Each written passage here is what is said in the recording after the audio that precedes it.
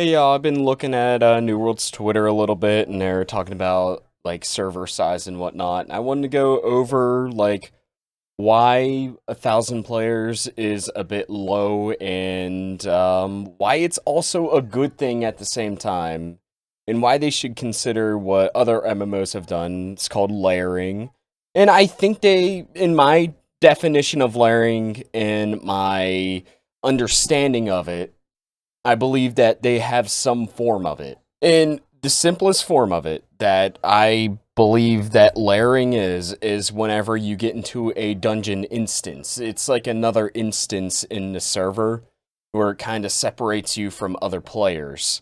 So in a dungeon instance, what you would do, you'd party up with about like four other people. I don't know how their party sizes are for dungeons because I haven't played any dungeons in New World yet. But what it would do is it would separate you from the overworld, basically, and put you into a small instance where you fight different monsters and whatnot, get like chests and whatnot that pertains to that dungeon, and you get loot that pertains to your group, and no random can go into the same dungeon as you and take your loot or kill the enemies that you're killing in said dungeon. Now, like I said, New World server sizes are 1,000 players. At least from all the data that I've been able to gather on it, it's 1,000 players, which for an MMO does not sound like a lot. Like, I'm pulling up a WoW server list right here, and the population is 22,000 for the number one server here, and then we'll scroll down. And yeah, we'll see like 5,000, 2,000. Then we get into the smaller servers, which is like just over 1,000. And then after that, it goes down to 500 and whatnot. And a lot of these bigger servers are for like raiding and whatnot. To my knowledge, they're for like high tier raiding and all that good stuff. Now, WoW does have layering, and they call it sharding. Not sharding, but sharding. And what that is, it's basically an overcrowding tool. It basically makes it so that if you're outside in WoW, trying to level, do your quests and whatnot, you go out and you have to kill, let's say, 10 orcs. So you can go out, kill those 10 orcs, but if you're on an overpopulated server, like one that does not have a limit, let's say, without sharding, you're gonna have a hard time killing those said 10 orcs if everyone else is also trying to kill those 10 orcs. So, questing becomes more of a chore than like a fun activity to do, because what you have to do is you have to wait to kill a single orc instead of killing the 10 in, let's say, 5 minutes. So, what sharding does is that it takes people in the server, right? Let's say there's 3 different shards, and let's say there's 15 people in this area. What sharding essentially will do is get those 15 people.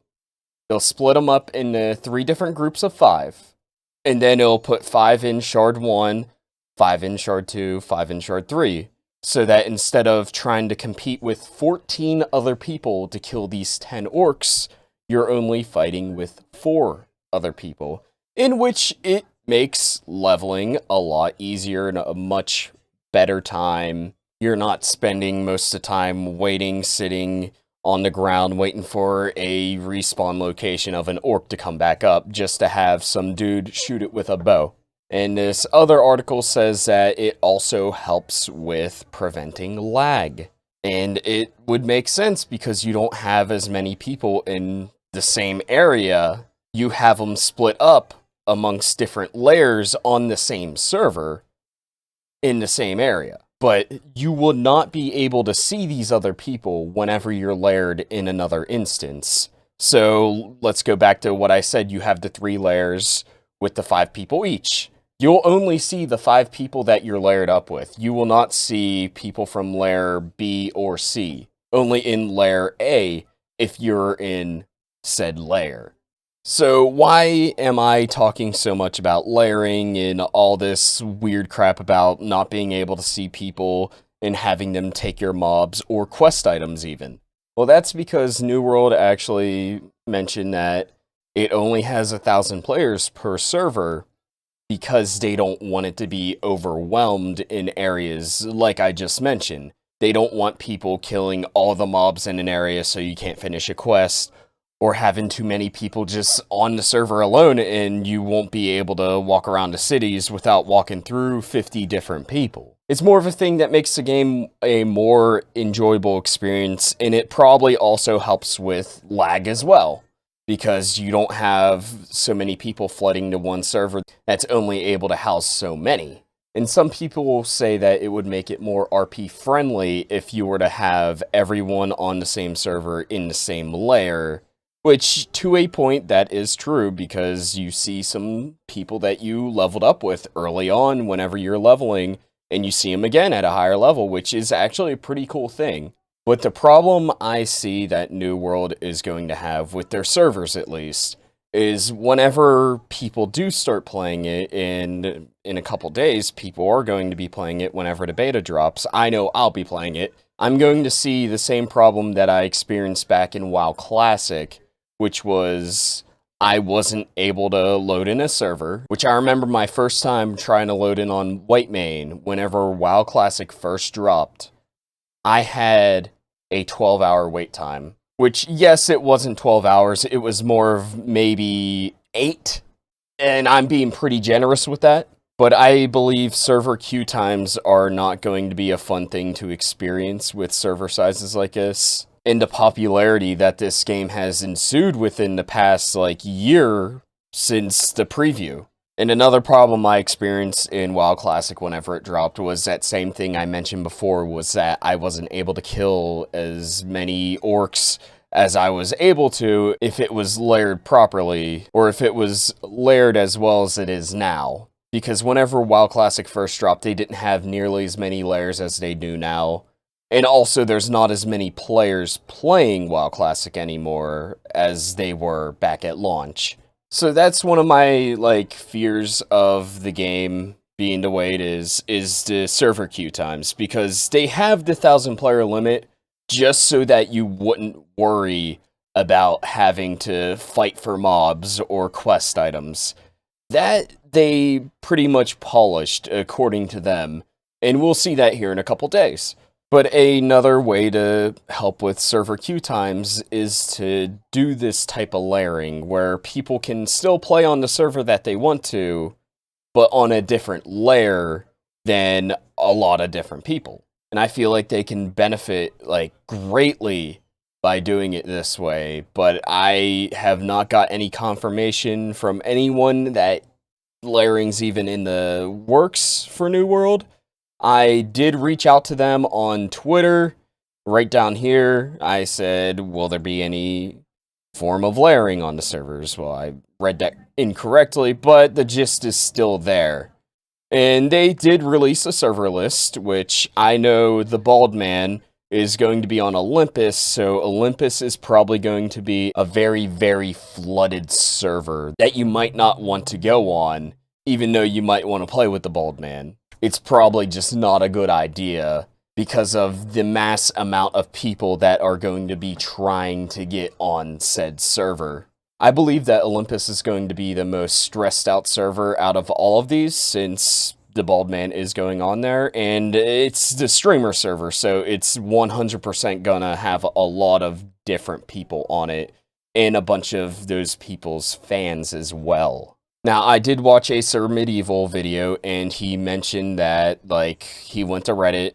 For the Northeast Coast is the one I'm more concerned about, and I'm just going to explain a little bit why these said servers are going to be more densely populated than, let's say, Thule. So, as I already said, Olympus is going to be the main streamer server, so you're going to have the streamers and all their fans and whatnot on that server with them.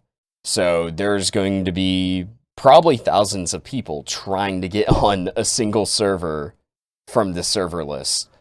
And the streamer server too is probably going to be a lot easier to get on. It's probably not going to have many large people. It's probably going to be the server I'm going to be playing on is Yama, or Yama, however you say that. And then I'm not sure about what this server right here, the Themyscira server. I don't know what that's going to be. I'd imagine PvE, which PvE servers are probably going to be densely populated as well, just because of top tier gameplay and people wanting to push harder levels of endgame. And Atlantis is going to be the PvP server. PvP is a large focus, or it used to be a large focus of New World.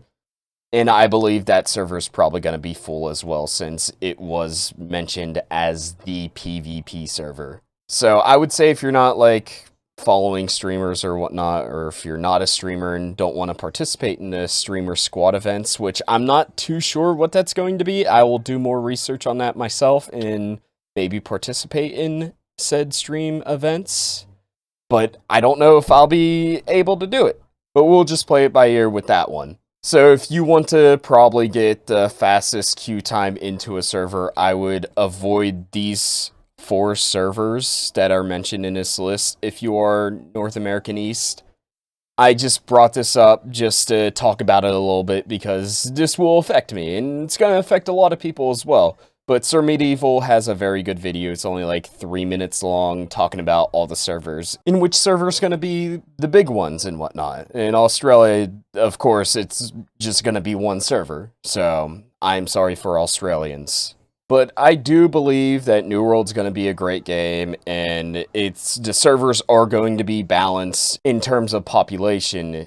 It's just getting into the server that might be a problem, and I believe that New World might want to look into server layering if the population problem persists until launch. Because like I said earlier, the population problem is only going to be a problem for about the first 2 weeks. Because it's like whenever you first go to college, right?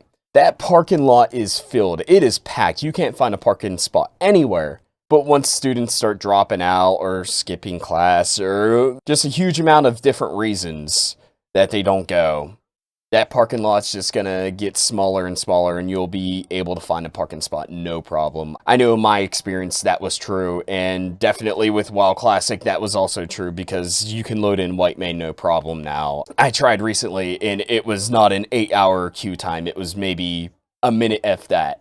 But anyway, I just want to have a small discussion about layering and the server size of New World, and saying, yes, for a balanced perspective, 1,000 players is probably perfect, but as a player perspective, they might want to find some solutions so that people can play on the server that they want without having to switch servers. But anyway, that's about it. I do stream on Twitch at AkanuXStream. I will be streaming this Wednesday on the 21st. I will be doing a 24-hour stream. I will be playing New World, and a lot of New World, so if you want to see me play New World and maybe play with me, definitely hop in chat even. You don't even have to hop in chat, you could just lurk, I don't care. I just like hanging out. I also do have a Twitter that I post random memes on. Here's a picture of me shotgunning a G Fuel. I just like to emit a chaotic energy whenever I just exist. That's it for this video. Thank you for watching this far. And my channel will be having a lot more flow of content, probably New World content, with a little bit of MMO content mixed in there with that, because it is my favorite game genre, and it's probably going to be the one that I will play the rest of my life. But anyway, y'all have a good rest of your evening.